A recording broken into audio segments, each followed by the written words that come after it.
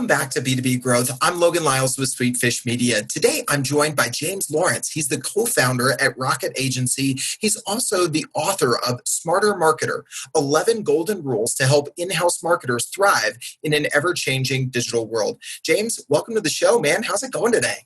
Hey, Logan. Awesome to be on the show. It's nice and early here in Sydney, Australia. So just had my coffee and ready to go.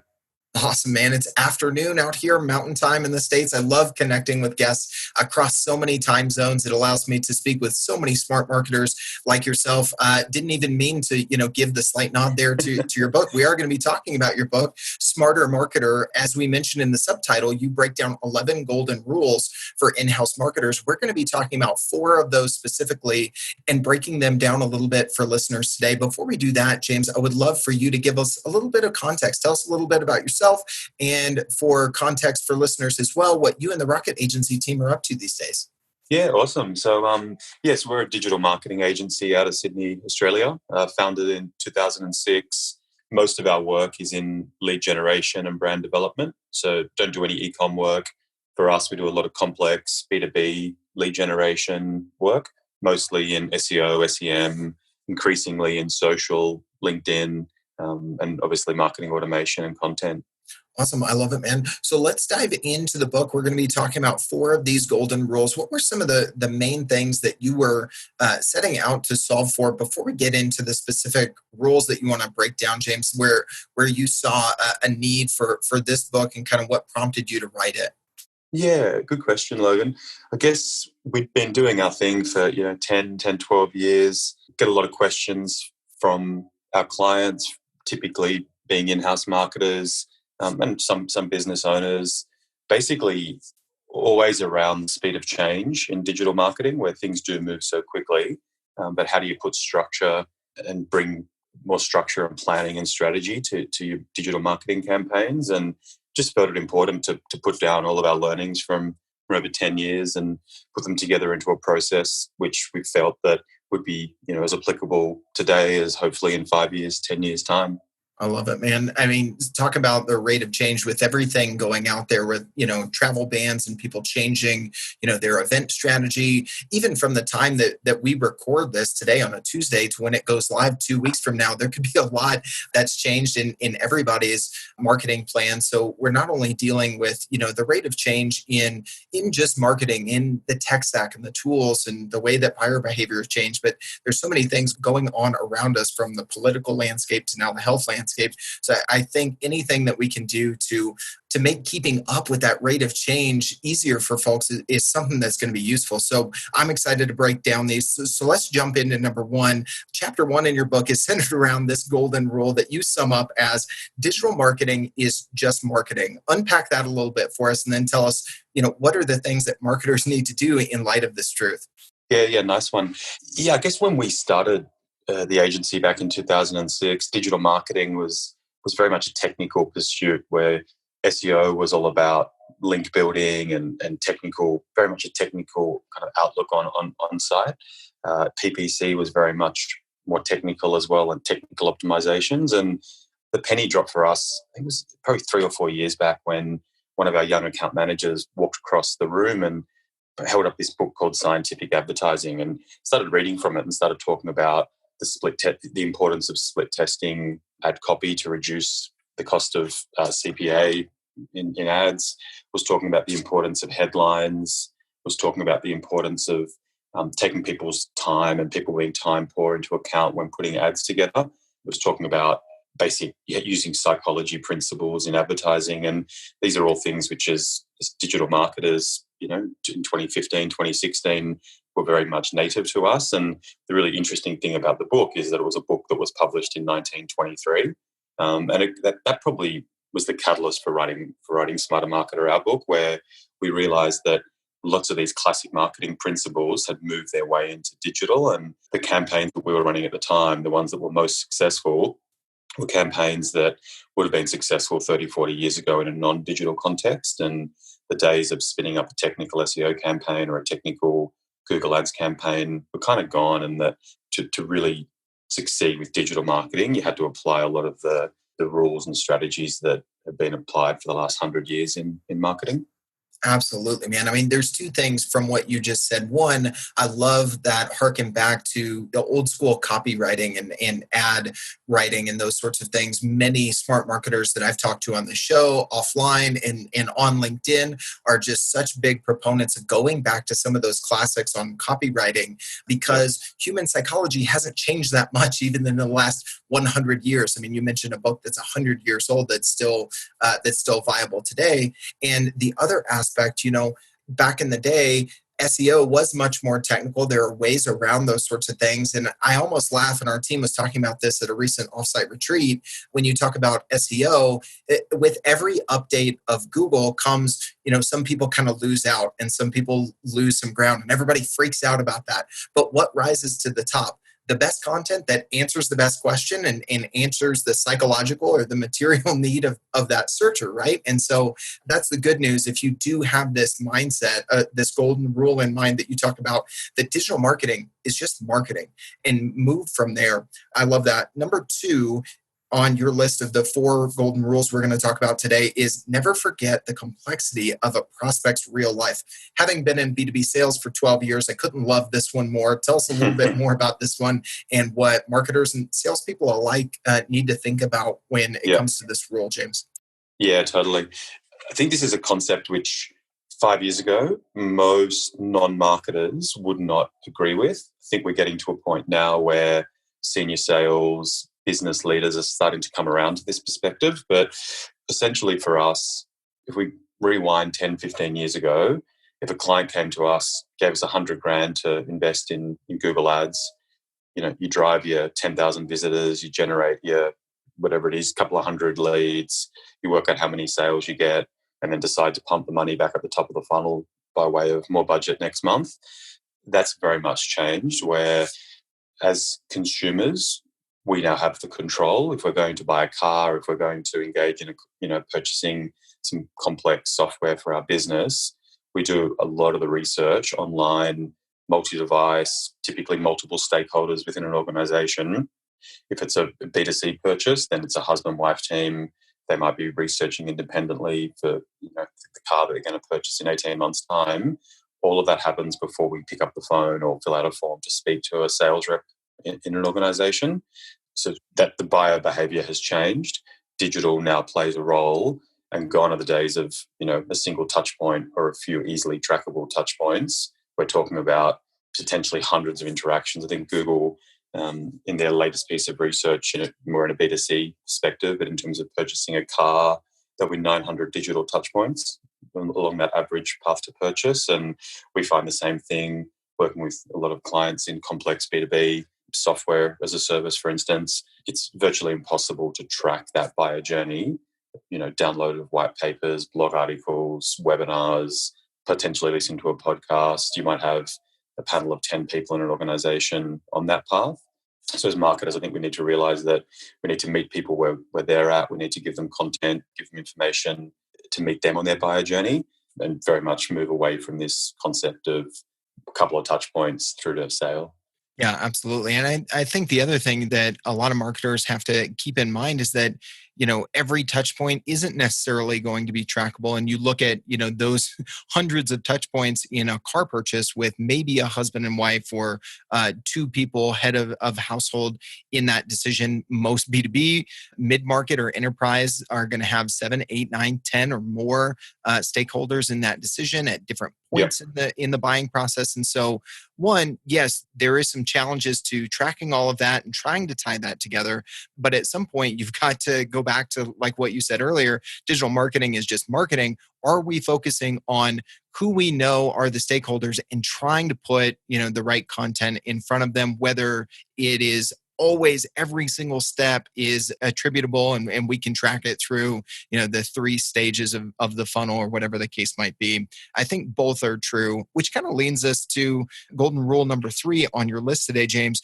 Understand data, but never forget its limitations. I mean, I think kind of what I was saying there leads right into it. So I'll let you take it from here, man. It's a good segue, Logan. Yeah, I think that's the two are clearly very connected. But I mean, back in the day, the Wanamaker quote around, half the money I spend on advertising is wasted. The trouble is I don't know which half. Right, right.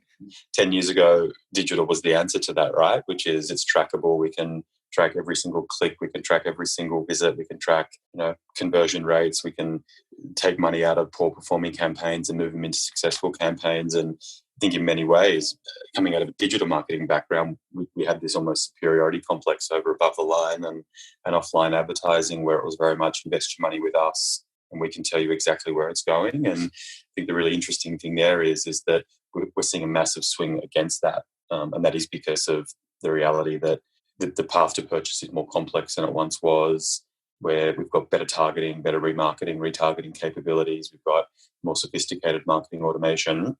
But the path to purchase is mirroring more what has always been offline, which is complex and nuanced. So for us, we absolutely obsess around measurement in the agency. We want to be able to make sure that we can track spend through to outcome, but we also are really working with clients to encourage them to realize that not every single thing can be tracked, that you need to invest in brand. So whether that's SEO, content, even putting paid media behind brand development activities, where you're pretty happy to not actually measure, a dollar for dollar outcome.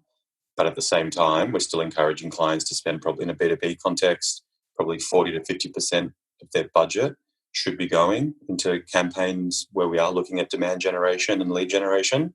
But super important to realize that you're not going to be able to measure the commercial outcome in a kind of a last click basis. So for us, it's that. But then also with data, it's the bread and butter of making sure that a lot of the actual analytics and measurement setups are working. I'd say probably half the businesses that we audit, even some pretty big, sophisticated businesses, their actual tracking and analytics setup is just manifestly wrong with the data that it's collecting. We still see massive issues with attribution, where in-house marketing teams don't have a proper measurement framework, where they're not properly attributing, particularly first touch, second touch interactions with their brand, and they're putting a lot of weighting on last click, making decisions, turning off channels that were actually driving high quality traffic in the first instance, but that traffic itself might not have been converting on the first click. That's really interesting. And I love that percentage breakdown that you talk about in look at, okay, the closer to sale, further down the funnel in demand gen efforts. Yeah, you want to follow all the best practices and connect your data and attribute as much as possible and test as much as you can. But to think that, hey, we can apply that same sort of data and logic to every touch point, and you talked about spending money on that brand awareness, just something tactically that's come up probably 3 or 4 times already this week. And as I mentioned at the time of this recording, only Tuesday, I see very few B2B brands who are willing to invest in, let's say, running ads for their video show or their podcast, because the podcast or the video show is brand awareness. It's very top of the funnel brand awareness, thought leadership content in general. I've seen some people, like you said, try and mix that and think that it's, we need to treat this like demand gen and we need to gate our podcast, which I think is just massively the wrong way to go. But then if you look at, okay, we're going to run ads for our show, you've got to have some commitment to spending money, even that far above the funnel. But again, where people aren't doing things, when you zig, when everybody else is zagging, there's some greenfield opportunity. So I couldn't agree with you more in thinking about where do we drill into the data and where do we just do good marketing at the same time, right? I mean, our clients that get the best results out of B2B digital marketing are those that are investing heavily in the brand development activities. And for us, the starting point is 55% towards brand, 45% towards demand gen. And then we'll move that number around depending on the client, depending on the vertical, depending on the industry. But the businesses that are completely obsessed with bottom of the funnel lead generation are inevitably paying more per lead than those that are investing further up the funnel. That's really interesting, James. Hey everybody, Logan with Sweetfish here. You probably already know that we think you should start a podcast if you haven't already. But what if you have and you're asking these kinds of questions? How much has our podcast impacted revenue this year? How's our sales team actually leveraging the podcast content? If you can't answer these questions, you're actually not alone. This is why Casted created the very first content marketing platform made specifically for B2B podcasting. Now you can more easily search and share your audio content while getting greater visibility into the impact of your podcast. The marketing teams at Drift, Terminus, and here at Sweetfish have started using Casted to get more value out of our podcasts, and you probably can too. You can check out the product in action at casted.us/growth. That's casted.us/growth. All right, let's get back to the show. What are some of the things that you've seen in some of those companies that have this setup that's leading to better outcomes with this 55% on brand awareness, 45% on demand gen? What are some of the things in the top of the funnel that are working really well for some brands right now? Yeah, well, I think first of all, they're businesses and brands that are willing to invest in the long term. So they're willing to think strategically. They're not being driven by monthly or quarterly sales/marketing targets. So they've got that ability to first of all plan properly, and then they're doing all the things we know about. They're putting out awesome content. They are, whether that's SEO, whether that's LinkedIn organic, whether that's LinkedIn paid, whether it's webinars, whether it's podcasts. It's essentially high quality content that, as you touched on earlier, answers the questions that their buyer personas actually care about. They're nurturing at a way that is giving value, right? So instead of a sales-driven perspective to their email marketing and marketing automation, they're actually being genuinely useful and providing value. And then when it comes to the point where their prospects are looking to actually purchase, their brand is already lifted up, right? There's a statistic in the book, which I think comes from Sticky Branding by Jeremy Miller, I think it is, that in any given market, only about 3% of that market is ready to buy at any one moment. So if you're only kind of marketing to that 3%, you're selling yourself way short as a business. You need to be investing in reaching that 97% that one day will buy, but isn't yet ready for it. This is such a great reminder. I mean, I think pitfall number one is, okay, you're just spending 100% on demand generation, and that's going to run out. And also the stat that you shared towards the second half of that response there, James, is that you're spending it and you're going to tap out that 3% pretty quickly, that 3% that is in market. And then I think the other pitfall is you are investing in brand awareness, but the moment they give you any sort of contact information, you've got them, you've got that contact info, you go for that right hook. Gary Vee's book didn't just have one jab in it and then the right hook. And I think that's what some brands are doing is jab, right hook. I give them some credit for at least throwing one jab, but you got to throw some more jabs and identify when they're in that buy mode and then go there, because then they are going to be thankful that you make it easy for them to buy. You have chat set up on your website, whether you're using HubSpot or Drift or Intercom or something like that, and you make it easy to engage with your sales team, because when people are ready to buy, it's really frustrating when they can't get the answers and they can't get in touch with your sales team. But I think so often we're going for that right hook way too early. You're definitely like-minded with us, and I love some of the data that you're sharing that backs up some of the things that we're just talking about internally a lot here at Sweetfish, James. Awesome. I want to touch on golden rule number 4 before we wrap up today, and that's nothing is more important than the message. As we wrap today, James, tell us a little bit about this one and what's in your mind and what are some of the successful brands that you're working with doing around this golden rule?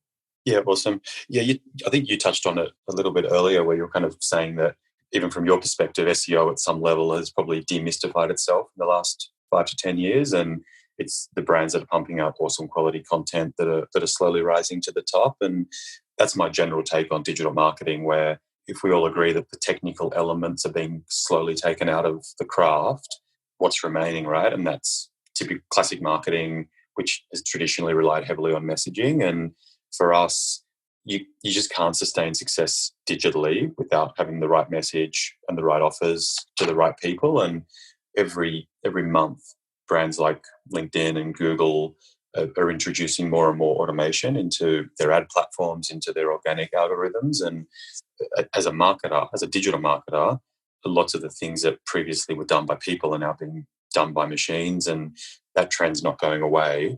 So what remains is the ability for humans to craft strategy and to craft messaging. I firmly believe that we're not going to have bots that are pumping out automated AI-driven messaging and content, which will be able to hit a human in a way that high quality copy and high quality messaging can. There might be tools that assist it, but at the end of the day, it's messaging which emotionally impacts humans and drives them to action. So for us, the most important thing in all of our campaigns is messaging. To put good quality content out there, you need to understand who you're trying to move. You need to understand their motivators, their fears, objections, who they are. And you need to intimately understand the product or service that you're looking to actually promote as well. We often find that a lot of I shouldn't say a lot, but people or marketers that we're dealing with don't truly understand the benefit that their product will bring to their end user.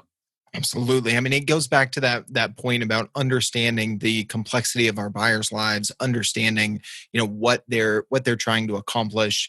I just did a post on LinkedIn today about why salespeople should be creating content and they should be working with marketing. I'm not saying they should just go out and create their own content and kind of, if marketing wants something to do with them or to collaborate with them, that they should just push that aside. But those salespeople are talking day to day with potential buyers. And so just an encouragement to marketers, if you're not listening to recorded sales calls, if you're not, don't have a close relationship with your VP of sales or whoever your sales leader counterpart is, and not just, oh, hey, we attend the same leadership meetings and we get along, but how are we working together to create that feedback loop between what are our prospects saying, what are our customers saying, what are they asking for, and how do we use that to inform our message and our content. And it's got to be, back to the very beginning of the show today, James, things are changing so quickly. It can't be this, oh, we do this annually and now we set out. It needs to be on a regular rhythm.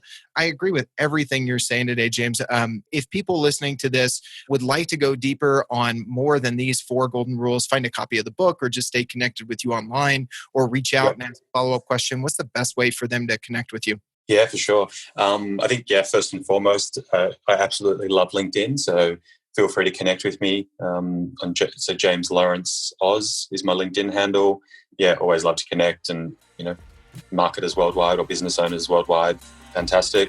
The company website is rocketagency.com.au. You reach us there with the contact form. And if you're looking to purchase the book and learn more, it's available on Amazon. So the book's Smarter Marketer. I love it. James, thank you so much for joining me across time zones and having a great conversation on the show today.